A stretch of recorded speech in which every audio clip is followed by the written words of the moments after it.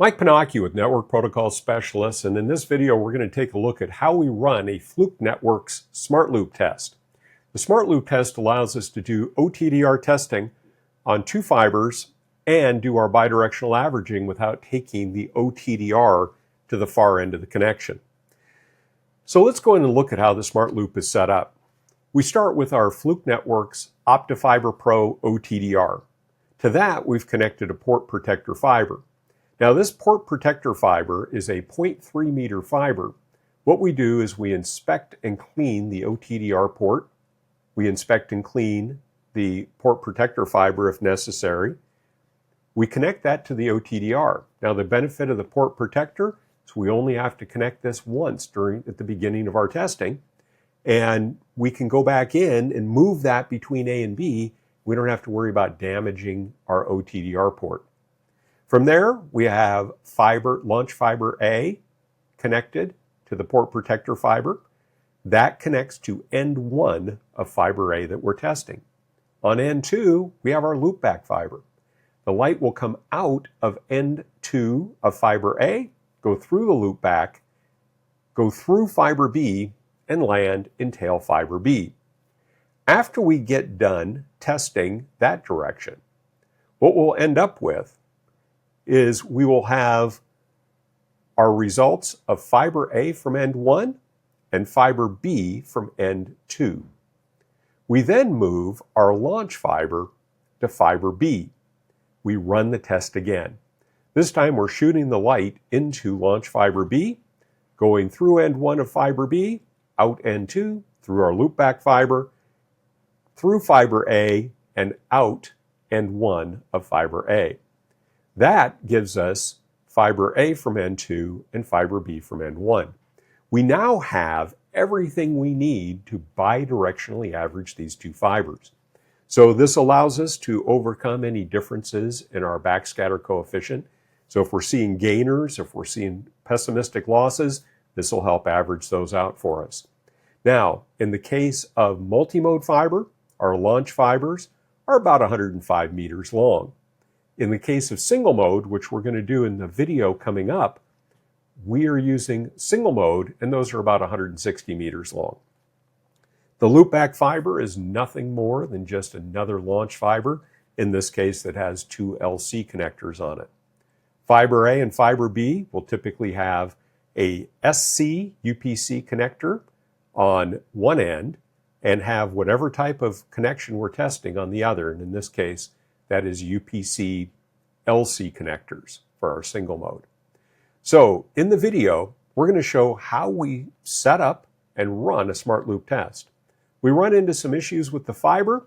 We're going to talk about what those issues were and what we did to resolve them. Here we are, and we're going to set SmartLoop compensation for a single mode fiber connection. Now, before we hooked up any of these fibers, we went through, we inspected, we cleaned if necessary, and we inspected again. So what we've got is we've got our SC to SC single mode port protector fiber coming out of the single mode port on the OptiFiber Pro, coming into our coupler that is marked A and B. Connected to A, we have our A launch fiber. That A launch fiber comes over here to this coupler and connects to our loopback fiber. That loopback fiber then connects to our B fiber right here. So what I want to do is set compensation and make sure that all of my fibers look good for doing my SmartLoop. So I'm going to come into the screen, I'm going to tap on Set Comp. Now you notice it says launch only, launch plus tail, and that's because I don't have the right type of OTDR tests selected. So I'm going to come in, I'm going to select my current test, and I'm going to switch to SmartLoop OTDR Auto. And I'll hit Use Selected. Now when I hit Set Comp, we can see our fibers are connected up exactly like we've got them hooked up here. Of course, what we see on the screen is a lot less messy than what we see here on the table. But I'm going to go ahead and hit Set. Now the first thing I'm going to look at is what my port connection quality is. And in that case, we see that that's green. So what it's doing is it's going through and measuring the length of A, the loopback, and B. And I'm going to view my trace. And what I'm looking for in my trace is I want to see what the loss looks like at each of my connections. So I can see that the loss for my connection between A and loopback is 0.04. That's fantastic. Next, I'm going to jump to the next event.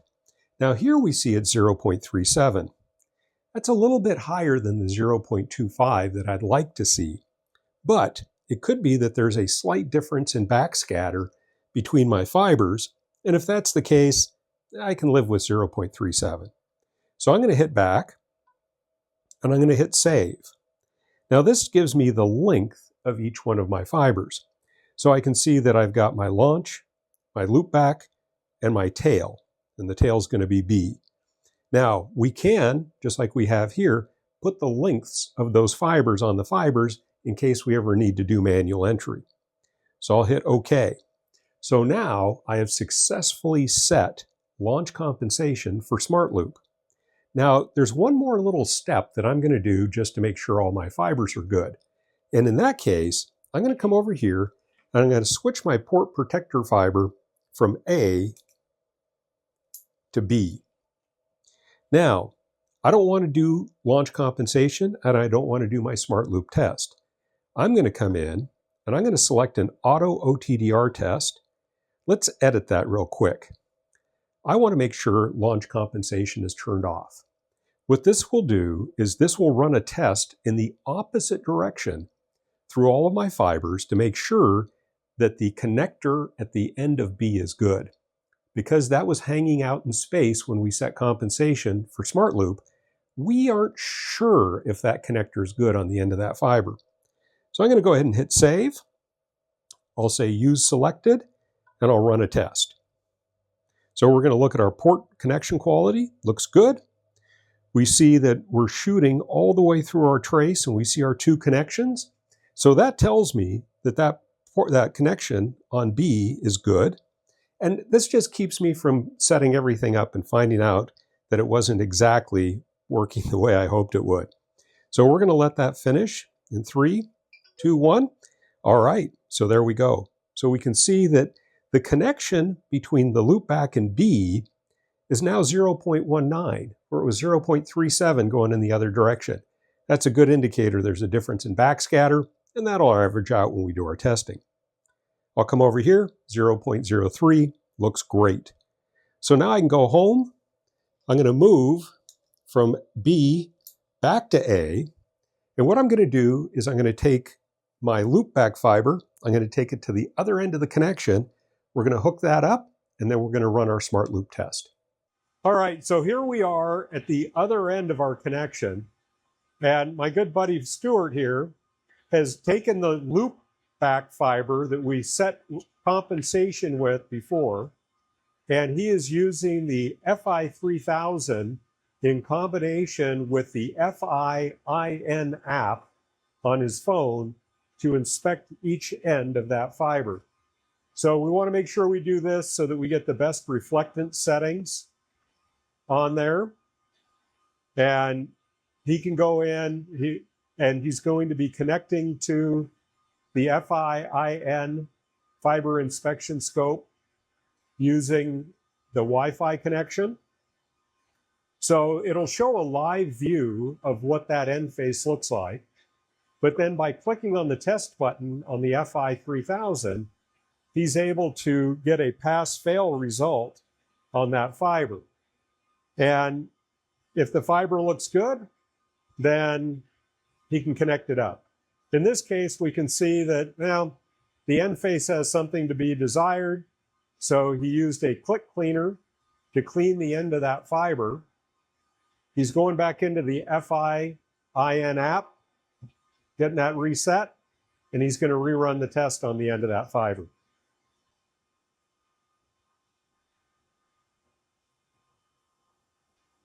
Now in this case, he got a green bar on the app. That let him know that that end face passed the IEC 61300 ED.2 single mode with a return loss of greater than 45 test limit. And the greater than 45 test limit is the test limit we'd like to use when we're testing single mode fibers with factory end faces. Now, sometimes we have to just be subjective about it and say, well, we've gotten that end as clean as we're going to be able to get it, and it still may not pass the fiber inspection limit.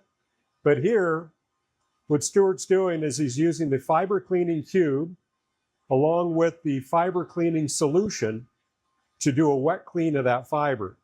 Now, he put a dot of cleaning solution on the pad and then set the end face in the end or into that dot of cleaning solution, and then lightly slid it from the wet to the dry to loosen up the contaminants on the end of that fiber, and then clean that off.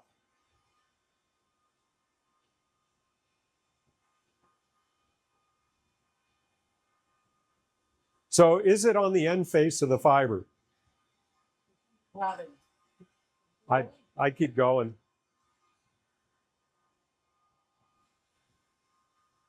Okay, so that end of the fiber is clean. So now we've got the end of the patch cord that's going to connect to the switch.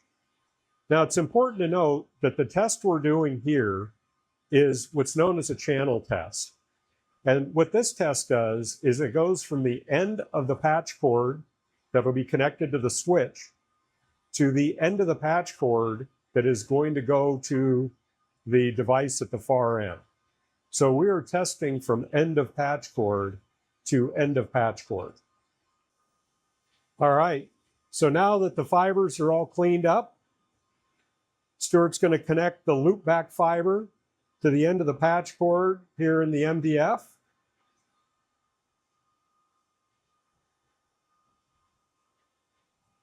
So now we can go back to the building entrance facility and we can hook up the A and B fibers to the other end of this pair, and we can run our SmartLoop test. So now we are on the other end of the fiber from where we attach the loop back. So Stuart's going in and selecting a fiber inspector test so that we can get a pass-fail on the end faces of these fibers. So he puts the camera on the end, hits the test button. We can see that end face. He presses test, and it's going to auto center, autofocus. It's going to come up, and we're going to get a failure. So in this case, we can see that we've got that red dot right there on the screen. That's an indicator that that had a defect that exceeded what our limit is. So he's going to go ahead and clean that, put that back on there. We're going to test that again.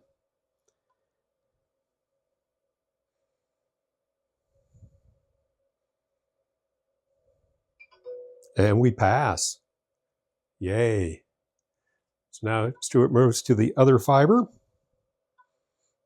We're going to run a test on that.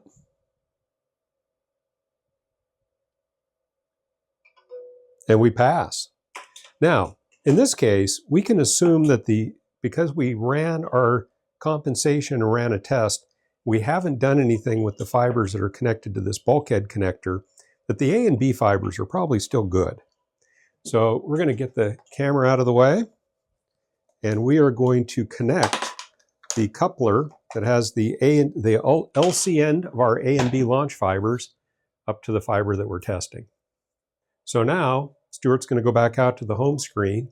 He's going to change his test to auto or SmartLoop OTDR auto, and we'll say use selected, and then he can go ahead and run the test.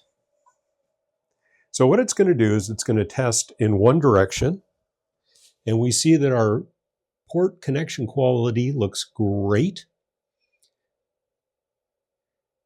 So it's going to count down, and as soon as it hits 0, it's going to tell him to swap the fibers. So we're going to need to switch from fiber A to fiber B. So Stuart goes over to the bulkhead, moves it from A to B, and then hits done to let the tester know that he's moved that fiber, and now it's going to test in the other direction. So the great advantage of running a bidirectional test like this is that we're eliminating any impact of a difference in backscatter between the fibers. Now, we come up and we see that we've got a failure. And we see that it says our loop back with expected length was not found. All right, let's take an in-depth look at what happened with the fiber.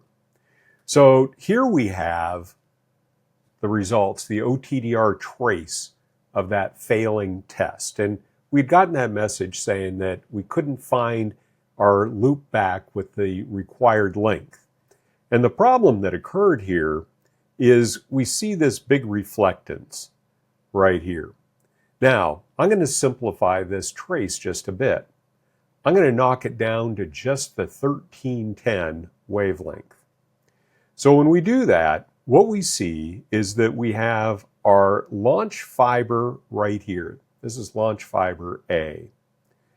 Then we hit our first connection that was in our building entrance facility. We go from the building entrance facility to one patch panel. We go to the next patch panel. Now, in this case, these connectors are so close together that we only see one event right here. And that's because that second connector is within the event dead zone of the first one. Then we have our loopback fiber right here. We hit our connection coming back the other direction. So just to keep in mind, this connection right here and this connection right here are in the same patch panel. And then we hit this. We see this big spike in reflectance. We see a huge loss right there. Now that's not what we want to see. We want to see something that looks more like this over here. So this connector right here is in the same patch panel as this connector right there. So something has gone haywire right there. So what we did was we went up to that patch panel and we inspected and cleaned the connections. And that didn't improve this. We got exactly the same thing when we ran it again. So we replaced the patch cord. Now, this spike in reflectance and drop in loss can be an indicator of a shattered fiber. So still waiting to find out exactly what happened to that fiber. It could be it got closed in the patch panel door, but huge problem with that patch cord right there. It was only a couple feet long. So after we replaced that patch cord, we come out here and now things look better. So if I go to OTDR end 1, what we see is now we see that it did find that loop back fiber. We do see that we've got our first connection, our second connection, and our third connection right there. And if I come back, I am now getting my bidirectional averaged OTDR. And this is what I want out of my SmartLoop. So here I've got my launch fiber A. I've got the connection where we were seeing all the problems before, and I've got my connection where I'm connected to my loop fiber. So now we're seeing what we want to see. Now we see that this came up with a failure, and that failure says our loss exceeded our 0.50 dB loss limit. Now here's the challenge we run into.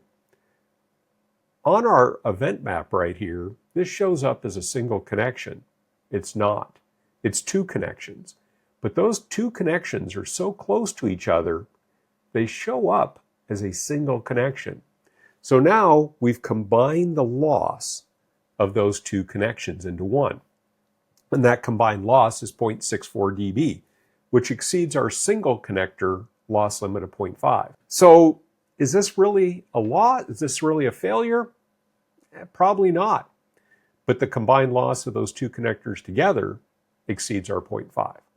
So in the end, we were happy with this. We were seeing a 1.16 dB loss for that entire link. We're seeing good reflectance values with UPC, LC, single mode connectors. We'd love to see this less than -40. We're seeing -48. We're seeing -50. We're seeing -51. So we're seeing good loss values. We're seeing good reflectance. And in this case, we know that the combined loss of two connectors is adding up to 0.64 because they're within that dead zone. In fact, if we came in, let's just take a close look at this. If we were to take a look at that connection right there, we were to look at our trace. We were to zoom in on that trace. Let's come over here.